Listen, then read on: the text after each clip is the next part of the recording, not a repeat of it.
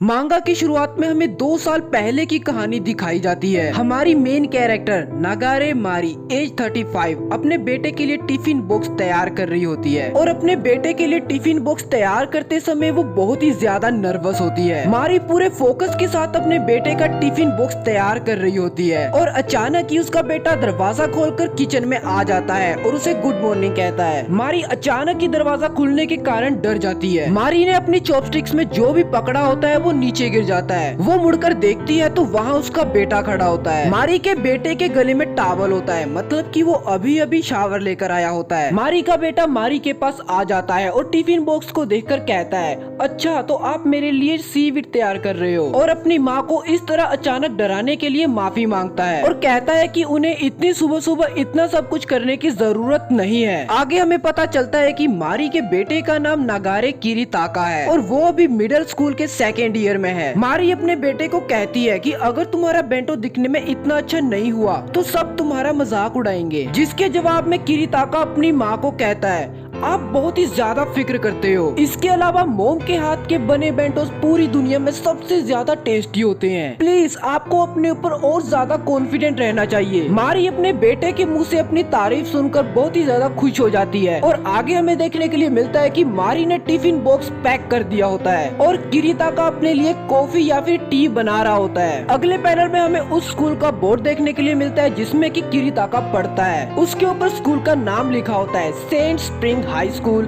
Saint Spring Middle School. उसके बाद हमें स्टोर रूम या फिर कुछ ऐसा ही देखने के लिए मिलता है जिसमें कि कोई किरीताका के पेट पर लात मार रहा होता है। जो भी किरीताका को लात मार रहा होता है उसके पैर उठाने के बाद हमें किरीताका के पेट पर चिपकाया हुआ एक पेपर देखने के लिए मिलता है जिसके ऊपर की पॉइंट्स लिखे होते हैं कि कहाँ मारने पर मारने वाले को कितने पॉइंट्स मिलेंगे। तो बेसिकली यहाँ पर किरीताका को बुली किया जा रहा होता है। किरीताका के हाथ बांध दिए गए होते हैं। जो भी किरीताका को मार रहा होता है उसने अपने शू के नीचे कील या फिर एक पिन लगाई होती है। जो भी किरीताका को मार रहा होता है वो बोलता है बुल से ही, जिसका मतलब होता है कि निशाना बिल्कुल सही जगह पर लगा है। उसने कील को डबल साइडेड टेप के साथ अपने शू के साथ चिपकाया होता है और वो बोल रहा होता है कि वो जीत चुका है। अगले पैनल में हमें वो सब देखने के लिए मिल जाते हैं जो कि किरीताका को बुली कर रहे होते हैं। जो किरीताका को मार रहा होता है वो बोलता है, मैं तुम सबको बाद में ट्रीट दूंगा। वहाँ बैठा मोटा लड़का कहता है कि क्या मुझे कुछ और मिल सकते हैं, जिसके जवाब में वहाँ बैठी लड़की कहती है कि आखिर तुम्हें और कितने स्वीट्स चाहिए। वहाँ एक और लड़का बैठा होता है जो कि किरीताका की फोटोज क्लिक कर रहा होता है। आगे हमें सबके नाम पता चल जाते हैं। मोटे लड़के का नाम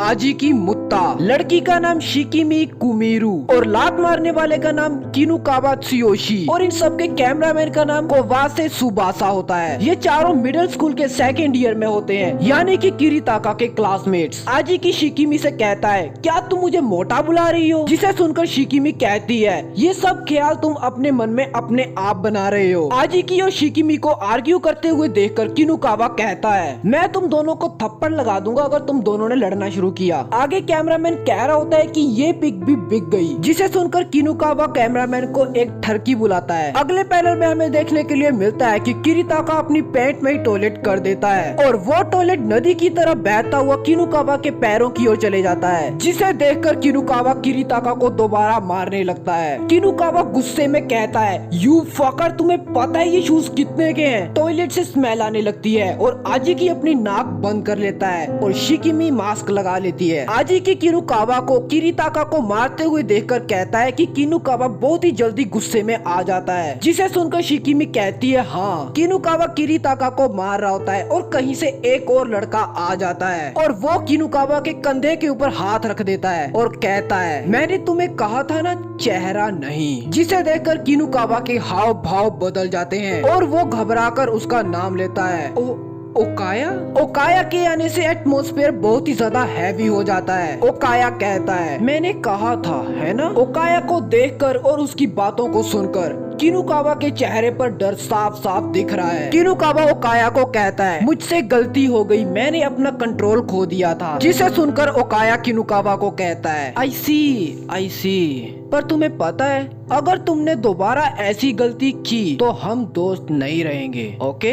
इसके बाद हमें ओकाया का पूरा नाम देखने के लिए मिल जाता है, ओकाया नोजुमु, और ये भी किरीताका का क्लासमेट होता है। ओकाया को देखकर किनुकावा के पसीने छूट रहे होते हैं और वो ओकाया को कहता है कि वो समझ गया है और दोबारा ऐसी गलती नहीं होगी। इसके बाद शिकिमी जाकर दरवाजा लगा देती है। अगले पैनल में हमें किरीताका का बेंटो बॉक्स देखने के लिए मिलता है, जिसे कि ओकाया लात मारकर गिरा देता है और कह रहा होता है, तुम्हें पता है, कहते हैं बेंटोस में यूज होने वाले कैरेक्टर्स चिपचिपे और गंदे होते हैं। किरीताका की आंखों के सामने किरीताका की मोम ने उसके लिए इतने प्यार से जो बेंटोस कैरेक्टर बनाए होते हैं उनको अपने पैर से कुचल देता है और कहता है, तो ये बहुत ही ज्यादा बढ़िया रहता है अगर तुम उनसे इस तरह छुटकारा पा लेते हो। देखो, मैंने पहले ही कॉकरोचेस को अट्रैक्ट कर लिया है। और कहते हैं एक कॉकरोच 20 अंडे देता है ना। कॉकरोचेस अपनी पूरी जिंदगी में 19 बार अंडे देते हैं, तो लगभग 180 पर कॉकरोच। और वो नए पैदा हुए कॉकरोचेस इस साइकिल को कंटिन्यू रखेंगे और एक दिन तुम्हारा पेट कॉकरोचेस से भर जाएगा और फिर वो तुम्हारी बॉडी के हर एक होल में से रेंगते हुए बाहर आएंगे। तुम इन कॉकरोचेस की माँ बन सकते हो। ये कहते हुए ओकाया बेंटो को किरीताका के मुंह के पास कर देता है। किरीताका अपना मुंह बंद कर सर राइट की ओर घुमा लेता है और इसी पैनल में हमें देखने के लिए मिलता है कि किरीताका के पेट पर जख्म हो चुके होते हैं। किरीताका को मना करते हुए देखकर ओकाया किरीताका के ऊपर बैठ जाता है और अपने हाथ से कॉकरोचेस को निकालकर उसके मुंह में डालने लगता है। किरीताका ओकाया को ऐसा करने से मना कर रहा होता है और मदद के लिए पुकार रहा होता है। वहाँ खड़ा कैमरामैन और शिकिमी इस सब की वीडियो बना रहे होते हैं। ओकाया किरीताका के मुंह में वो कॉकरोच डाल देता है और अपने हाथ से किरीताका के मुंह को बंद कर देता है ताकि वो उस कॉकरोच को बाहर ना थूक सके। किरीताका रोने लगता है। इसके बाद हमें आगे देखने के लिए मिलता है कि ओकाया और उसके दोस्त वहाँ से जा चुके होते हैं। किरीताका वहाँ अकेला बैठा खांस रहा होता है और वहाँ गिरा खाना उठाकर खा रहा होता है और रो रहा होता है। आगे हमें देखने के लिए मिलता है कि ओकाया और उसके दोस्त स्कूल के अंदर जा चुके होते हैं। वहाँ कोवासे बोल रहा होता है, ओकाया को नागारे लगभग टेम हो चुका है। और दूसरी ओर से शिकिमी बोलती है,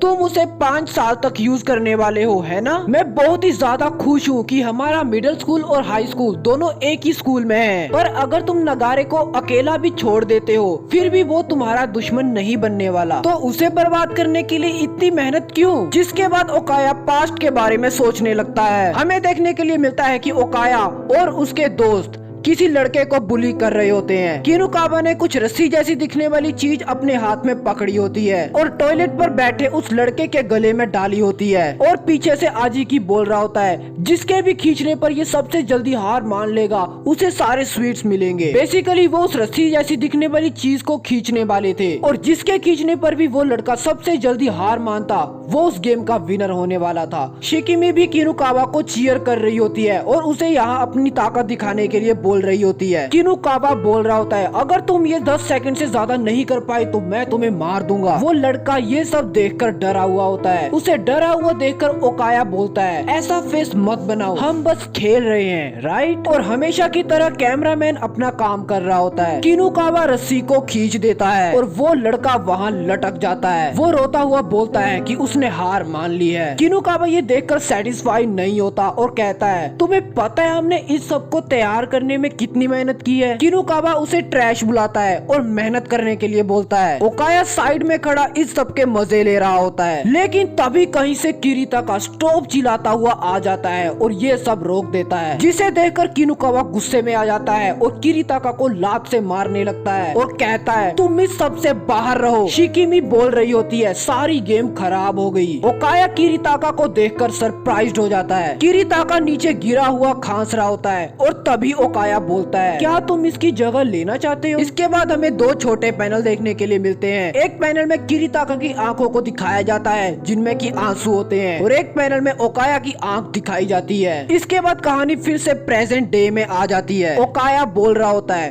मुझे लगता है उसकी आंखों में जो लुक है वो मुझे अच्छी नहीं लगती। इसके बाद हमें देखने के लिए मिलता है कि स्कूल से छुट्टी हो चुकी होती है और किरीताका अपने घर का दरवाजा खोलने के लिए अपना हाथ आगे बढ़ा रहा होता है। किरीताका दरवाजा खोलने से थोड़ा हिचकिचाता है और स्कूल में उसके साथ जो हुआ था उसके बारे में सोचकर थोड़ा उदास होता है, लेकिन फिर भी वो हिम्मत करके दरवाजा खोल देता है और खुशी के साथ बोलता है आई एम होम। जैसे ही किरीताका घर का दरवाजा खोलता है वहाँ से पार्टी पॉपर फटता है। वहाँ किरीताका की मोम ने उसका बर्थडे केक तैयार करके रखा होता है और किरीताका को हैप्पी बर्थडे विश कर रही होती है। किरीताका की मोम नोटिस करती है कि किरीताका के फेस पर चोट लगी होती है और कहती है ओह डियर, ये चोट कैसे लगी। किरीताका ये सब देखकर खुश हो जाता है और उसकी आंख में खुशी के आंसू होते हैं। किरीताका कहता है मैं स्कूल में गिर गया था। किरीताका की मोम कहती है अगर ये इन्फेक्ट हो गया तो ये डेंजरस हो सकता है, तुम यहाँ बैठ जाओ, मैं इसे साफ करने में तुम्हारी मदद करूंगी। किरीताका कहता है इट्स ओके। किरीताका की मोम गुस्से में कहती है इट्स नॉट ओके। किरीताका अपनी माँ की बात मानकर वहाँ बैठ जाता है और मारी उसके जख्म को साफ करने लगती है और कहती है एक्चुअली मोम पास्ट में स्कूल नर्स बनना चाहती थी। किरीताका ये सुनकर अपनी माँ से पूछता है कि वो स्कूल नर्स क्यों बनना चाहती थी। मारी किरीताका को बताती है कि वो स्कूल में बुली हुआ करती थी और बताती है मैं एक अनाथ थी और मेरे पास सहारे के लिए एक फैमिली भी नहीं थी। बस स्कूल नर्स ही एक ऐसी इंसान थी जो कि मुझे वहाँ अलो करती थी। उसने मुझे एक ऐसी जगह दी जहाँ से मैं बिलोंग करती थी। एक्चुअली इसी कारण मेरे पास नर्सिंग टीचर की क्वालिफिकेशंस हैं। जिसे सुनकर किरीताका अपनी मोम से पूछता है कि अगर वो नर्स बनना चाहती थी तो उन्होंने गिव अप क्यों कर दिया। नर्स बनना तो उनका सपना था ना। मारी किरीताका के घाव के ऊपर बैंडेज लगा देती है और प्यार से कहती है क्योंकि मुझे एक ऐसा फैमिली मेंबर मिल गया जिसे मैं हर हद में बचाना चाहती थी। जिसे सुनकर किरीताका खुश होता है और अपने मन में सोचता है मुझे भी। आगे हमें देखने के लिए मिलता है कि मारी अपने हस्बैंड से बात कर रही होती है। मारी का हस्बैंड मारी की बात सुनकर बोल रहा होता है किरीताका को छुपा रहा है, वो मिडिल स्कूल में हो चुका है तो ये अब ऑब्वियस ही बात है कि उसकी प्राइवेसी भी होगी। जिसे सुनकर मारी कहती है ये सच है पर मुझे लगता है कुछ तो गलत है। मुझे लगता है कि वो एक अच्छा बच्चा बनने के लिए खुद को फोर्स कर रहा है। जिसे सुनकर किरीताका के डैड कहते हैं मारी तुम कुछ ज्यादा ही ओवर प्रोटेक्टिव नहीं हो रही हो। यहाँ हमें किरीताका के डैड का नाम पता चल जाता है नागारे ताइचिरो, एज 39। किरीताका के डैड के साथ बैठा आदमी कहता है इंस्पेक्टर नागारे टारगेट मूव कर रहा है। जिसे सुनकर किरीताका के डैड कहते हैं अंडरस्टूड, मैं फोन रख रहा हूँ। मारी अपने हस्बैंड को रुकने के लिए कह रही होती है और कह रही होती है कि प्रॉब्लम ये नहीं थी, लेकिन किरीताका के डैड कॉल रख देते हैं। आगे हमें देखने के लिए मिलता है कि किरीताका अपने बेड पर लेटा हुआ होता है और अपने फोन में गेम खेल रहा होता है। किरीताका फोन में गेम खेलते हुए ये सोच रहा होता है कि उसकी मोम कितनी स्वीट है और अगर उन्हें पता चल गया कि उसके स्कूल में उसके साथ क्या हो रहा है तो उसकी मोम उसी समय स्कूल में चले जाएगी और अगर ऐसा होता है तो ये बहुत ही ज्यादा बुरा होगा। तुम उन डीमंस को नहीं मार सकते जो कि रियलिटी में एग्जिस्ट करते हैं। किरीताका गेम खेल ही रहा होता है कि उसी समय उसे एक मैसेज आता है कि कोवासे ने उसे एक वीडियो फाइल सेंड की है। किरीताका उसे ओपन कर देता है। किरीताका देखता है कि उस वीडियो में उसकी मोम किसी के साथ न्यूड होती है, पर वो नोटिस करता है कि वो आवाज मारी की नहीं है, यानी कि वो वीडियो फेक है। कोवासे किरीताका को फिर से मैसेज करता है और उसे ऑब्जर्वेटरी में आने के लिए कहता है। किरीताका मैसेज पढ़ लेता है और घर से बाहर चले जाता है, लेकिन मारी कदमों की आवाज और दरवाजा बंद होने की आवाज को नोटिस कर लेती है। किरीताका वहाँ अपनी साइकिल लेके चले जाता है जहाँ की कोवासे ने उसे बुलाया होता है। ओकाया उसे देखकर कहता है ये सच में आ गया। इसके बाद आगे ओकाया कहता है मैंने तुम्हारी माँ को देखा था जब वो क्लास ऑब्जर्वेशन डे के दिन यहाँ थी। वो बहुत ही शर्मीली लग रही थी। मुझे ऐसा फील हो रहा था कि मैं किसी भी समय उसे फक कर सकता हूँ। इसके बाद किनुकावा भी किरीताका की मोम के बारे में ऐसा ही गंदा कमेंट करता है, जिसे सुनकर शिकिमी कहती है कि मैं उससे ज्यादा बेटर चॉइस हूँ और आगे वो भी उसकी मोम के बारे में ऐसे ही गंदा कमेंट करती है। जिसे सुनकर किरीताका को गुस्सा आ जाता है और वो गुस्से में बोलता है शट अप। लेकिन ओकाया को छोड़कर वहाँ खड़े सब हंसने लगते हैं। ओकाया किरीताका को कहता है तुम्हारी आंखों में जो ये लुक है इसे बंद करो। आखिरकार कब तुम अपनी जगह के बारे में सीखोगे। जिसे सुनकर किरीताका के हाव भाव बदल जाते हैं और वो अपने घुटनों पर आ जाता है और उधर से ओकाया कहता है हाँ ये बढ़िया है। ओकाया अपने फोन में वही वीडियो किरीताका को दिखाता है और कहता है वेल इस वीडियो को स्प्रेड करने वाले तुम होने चाहिए, जिसे देखकर किरीताका की आंखों से आंसू आने लगते हैं और वो ऐसा करने से मना करता है। जिसे देखकर ओकाया कहता है, अगर तुम इस क्लिप से नीचे जंप कर दोगे तो मैं ये वीडियो तुम्हारे लिए डिलीट कर दूंगा। किरीताका ओकाया की बातें सुनकर कहता है कि अगर वो यहाँ से जंप करेगा तब तो वो मर जाएगा। ओकाया कहता है, तुम्हें फिक्र करने की जरूरत नहीं है, अगर तुम इस हाइट से जंप करोगे तो तुम्हारी सिर्फ कुछ हड्डियां ही टूटेंगी। रात का समय होता है, ओकाया किरीताका को जंप करने के लिए कह रहा होता है और कैमरामैन अपना काम पूरी शिद्दत के साथ कर रहा होता है। ओकाया किरीताका की ओर आ रहा होता है और उसे कहता है, तुम्हें अपने शूज यहीं पर छोड़ देने चाहिए, मैं बाद में तुम्हारे साथ इस पहाड़ के नीचे जाना चाहता हूँ। ओकाया नीचे झुकता है और किरीताका के कान में कहता है, अगर तुमने 3 सेकेंड में जंप नहीं किया तो मैं इस वीडियो को अपलोड कर दूंगा। ओकाया काउंट करने लगता है और किरीताका रोता हुआ अपनी माँ के बारे में सोचता हुआ अपने शूज खोलकर जंप करने के लिए भागने लगता है। आगे हमें देखने के लिए मिलता है कि मारी किरीताका को ट्रैक करते हुए आ रही होती है। मारी कह रही होती है, आखिर वो इतनी ठंड में इस पहाड़ पर क्या कर रहा है। मारी अपने फोन में देखते हुए चल रही होती है, लेकिन जैसे ही वो अपने फोन से नजर हटाकर आगे सड़क में देखती है, वहाँ किरीताका गिरा हुआ होता है और उसकी टांगे टूट चुकी होती हैं। मारी ये देखकर बिल्कुल हैरान हो जाती है और जोर से चिल्लाती है। किरीताका वहाँ सड़क पर पड़ा हुआ रो रहा होता है और दर्द में होता है। जैसे ही वो अपनी माँ की आवाज सुनता है, वो अपनी माँ की ओर देखने लगता है और जैसे ही वो कहने लगता है माँ, पीछे से एक ट्रक आता है और उसे कुचलकर चले जाता है। मारी चिल्लाती हुई वहाँ जाने लगती है, लेकिन वो किरीताका को बचा नहीं पाती। किरीताका की डेथ हो जाती है। मारी किरीताका की बॉडी के पास जाकर रो रही होती है और उसे वापस आने के लिए कह रही होती है। ऊपर खड़ा कोवासे ये देखकर कहता है कि वो सच में मर चुका है, अब हमें क्या करना चाहिए। शिकिमी कहती है, नो वे, मैं एक ऐसे लड़के के कारण अरेस्ट नहीं होना चाहती। किनुकावा ओकाया को कहता है, हमें भागना होगा, लेट्स गो ओकाया। ओकाया के कोई भी जवाब ना देने के कारण किनुकावा फिर से उसका नाम लेता है। ओकाया नीचे मारी को अपने बेटे की बची तुची बॉडी को गले लगाकर रोता हुआ देख रहा होता है। किरीताका की ऊपर की बॉडी अलग हो चुकी होती है और नीचे की बॉडी अलग हो चुकी है और उसकी आंतें बाहर निकल चुकी होती हैं। ओकाया कहता है कि उसने उसे जीतने दिया और छुपने दिया। नीचे बैठी मारी जोर जोर से रो रही होती है और इस तरह इन सब के मजे के लिए एक मासूम लड़के की जान चले जाती है और इन सबको इस बारे में कोई दुख भी नहीं होता। आगे हमें देखने के लिए मिलता है कि मारी बेड पर लेटी होती है और उसने एक बॉक्स अपने गले लगाया होता है। मारी का हस्बैंड दरवाजे पर खड़ा मारी को बुला रहा होता है और कह रहा होता है कि ऑब्जर्वेटरी पर उन्हें शूज और एक नोट मिला है और इस कारण ये एक सुसाइड है। मारी ये सुनकर मना कर देती है और कहती है,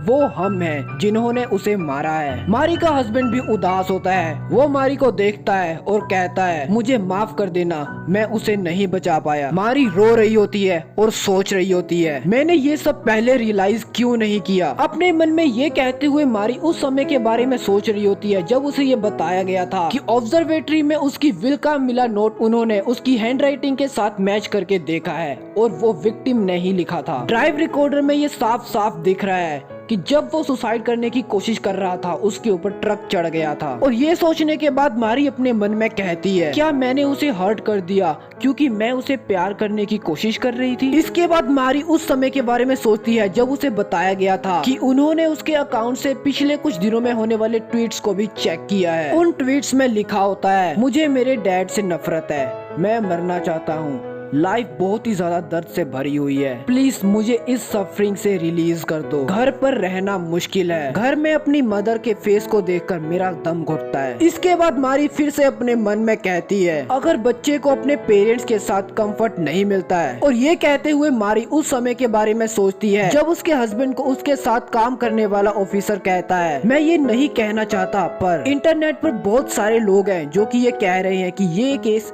एक अब्यूज का केस है। और इसके बाद मारी फिर से अपने मन में कहती है, चाहे उसकी डेथ का रीजन कोई भी हो, वो पेरेंट्स जो अपने बच्चे को प्रोटेक्ट करने में फेल हो गए वो भी तो उतने ही गिल्टी होंगे ना। आगे हमें देखने के लिए मिलता है कि मारी किचन में कुछ काट रही होती है और उसे काटते काटते अपनी उंगली काट लेती है। मारी बिल्कुल सदमे में जा चुकी होती है। इसके बाद हमें देखने के लिए मिलता है कि मारी किरीताका के रूम में चली जाती है जहाँ की किरीताका के बैग से बुक्स बाहर निकलकर बिखरी होती हैं। मारी उन्हें फिर से इसे बैग में डालकर रखने लगती है। तभी वो नोटिस करती है कि वहाँ एक डायरी होती है। मारी उसे देखकर कहती है, क्या ये किरी-कुन की डायरी है? मारी डायरी खोलती है और देखती है वहाँ लिखा होता है जून 5 आज मुझे फिर से उन्होंने मारा। मारी उसे पढ़कर थोड़ा शॉक्ड हो जाती है। मारी आगे डायरी को और पढ़ती है। वहाँ लिखा होता है जुलाई 20 उन्होंने मेरा स्विम वियर उतार दिया और मुझे पूल में गिरा दिया। मारी उसे पढ़ते हुए कहती है, ये क्या है? मारी आगे और पढ़ती है नवंबर 3 उन्होंने मेरा पेंसिल केस दबा दिया है एक फ्लावर पॉट में। दिसंबर 3 मुझे उन्हें बुली करने के लिए रिपोर्ट करना होगा। मारी डायरी को आगे और पढ़ती है और वहाँ किरीताका ने लिखा होता है, मैंने सारे सबूत USB में रखे हुए हैं। मैंने उन सबको ड्रॉर में छुपा कर रखा हुआ है। मारी ये पढ़कर ड्रॉर खोलती है और वहाँ से USB निकालती है और लैपटॉप में लगाकर वीडियोस देखने लगती है। मारी वीडियो में देखती है कि वहाँ किसी ने खरगोश को कानों से पकड़ा होता है और किरीताका वहाँ खड़ा बोल रहा होता है, मैंने 50 बार सॉरी लिख दिया है, प्लीज रैबिट को मत मारना। मारी उन सब वीडियोस को देखते देखते समझ जाती है कि सुसाइड नोट को फोर्स के साथ लिखाया गया था। मारी देखती है वहाँ एक वीडियो में किरीताका का अंडरवियर फाड़ दिया गया होता है। एक वीडियो में किनुकावा किरीताका की पीठ पर बैठकर उसके सर को ऊपर की ओर खींच रहा होता है और पीछे खड़ी शिकिमी ये देखकर बोल रही होती है कि ये दिखने में काफी पेनफुल लग रहा है। और एक वीडियो में कैमरामैन किरीताका से मास्टरबेट करवा रहा होता है और उसे रिकॉर्ड कर रहा होता है और बोल रहा होता है, मुझे शक है कि कोई किसी लड़के की ऐसी वीडियो देखना भी चाहेगा। उसके साथ खड़ी शिकिमी बोलती है,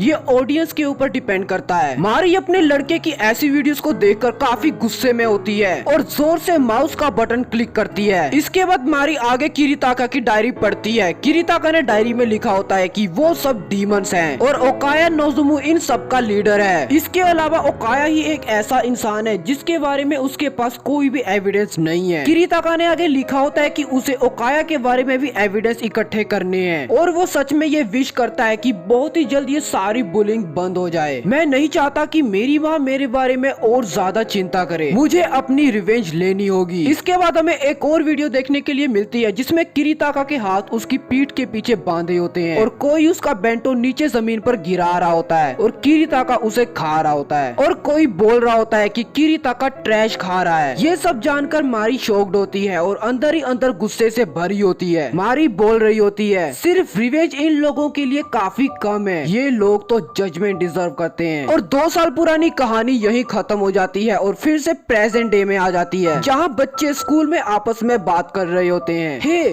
तुमने क्या स्कूल में नई स्कूल नर्स को देखा? हाँ मैंने देखा, वो बहुत ही ज्यादा प्रीटी है और शायद वो यहाँ आने से पहले अब्रॉड में रहती थी। सीरियसली? शुरुआत में जब मैंने उसे देखा था तो क्योंकि उसकी अपीयरेंस बिल्कुल वैसी है जैसा कि किसी लड़के का टेस्ट होता है तो मैंने सोचा था कि ये काफी नफरत करने वाली होगी, पर मुझे पता भी नहीं चला कि मैं कब उनके साथ अपने रिलेशनशिप में आने वाली मुसीबतों के बारे में बात करने लगा। मैं प्रीवियस नर्स के साथ ऐसी बातें करने के बारे में इमेजिन भी नहीं कर सकता। मैंने र्यूमर सुने हैं कि वो उन स्टूडेंट्स को भी नर्स ऑफिस में आने के लिए मना लेती है जो कि स्कूल नहीं आते और होम रूम टीचर से भी बात करने से मना कर देते हैं। वो एक गॉड लाइक टीचर है ना? हाँ, इसी कारण उसका नाम the Maria of the nurse office है। मारी 2 साल बाद स्कूल नर्स बनकर स्कूल में घुस चुकी है और अब बस उसकी रिवेंज स्टार्ट होने वाली है। ये चैप्टर यहीं खत्म हो जाता है। तो गाइस, आज का चैप्टर बस यहीं तक था, लेकिन अभी तो मारी ने अपनी रिवेंज की और सिर्फ एक ही कदम बढ़ाया है। अभी तो आगे चल के ये मांगा और भी ज्यादा इंटरेस्टिंग होने वाली है। आपको क्या लगता है कि मारी का पहला टारगेट कौन होने वाला है? नीचे कमेंट में जरूर बताना। और अगर आपने वीडियो को यहाँ तक देखा है तो भाई दिल से धन्यवाद। अगर आपको वीडियो अच्छी लगी हो तो वीडियो को लाइक कर देना, चैनल को सब्सक्राइब कर देना, बेल नोटिफिकेशन को ऑन कर देना। मिलते हैं अगली वीडियो में, तब तक के लिए टेक केयर।